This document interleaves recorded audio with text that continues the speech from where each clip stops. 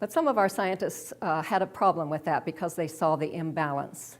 And Albert Einstein, in one of his most famous quotes, "The intuitive mind is a sacred gift, and the rational mind is a faithful servant. We have created a society that honors the servant and has forgotten the gift." Then more recently, Scottish psychiatrist Ian McGilchrist became really disturbed. He wrote a book about the left and right brain. He became really disturbed about our survival if we continued in the direction of analytical, judgment, rational, and forgot about the intuitive right brain and reaching up to God.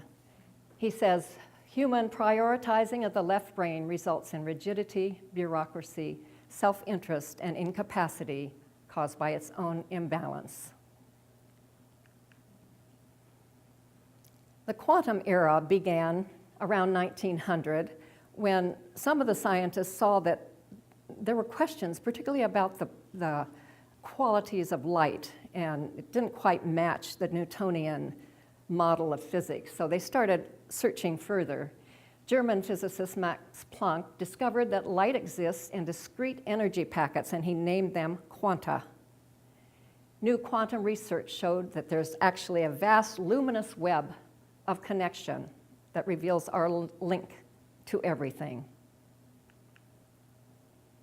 There no longer seemed to be a clear demarcation between the end of one thing and the beginning of another. We always thought we ended where our skin ended, and then we were separate from everything out there.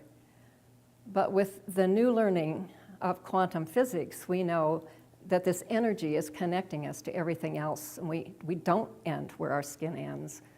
We're all out there together, connected energetically.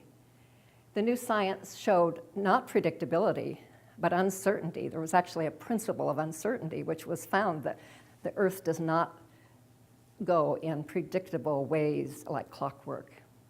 And some individuals began to share what it felt like to experience oneness. Some of you will recognize this man, David Hawkins, who passed a few years ago, and many of us saw him as he spoke and liked his teachings. He experienced actually mystical experiences from a very young age, and this is his explanation of one of them. He said, "The present suddenly intensified until everything and every person, which had appeared as separate in ordinary perception, melted into a timeless universality and oneness." And it was Dr. Hawkins who set up that scale of human consciousness from 0 to 1,000. Christ and Buddha are at 1,000. Our left brain, our rationality, our thinking mind can take us to 500, he says. To get from 500 to 1,000, you have to turn to your intuition, to your inner knowing, because the rationality can't take you that far.